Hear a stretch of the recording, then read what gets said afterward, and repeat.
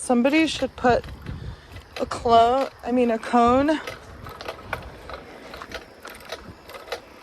on this side of the path that I'm going to go to, on this side, because they just repaired this divider here.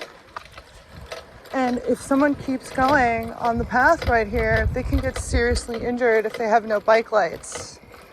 See? There should be like a reflective cone there, or a piece of reflective tape.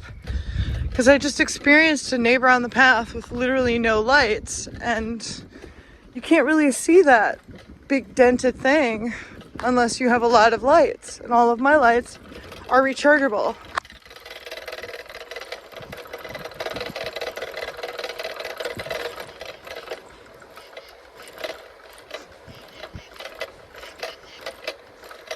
Must be. Come on.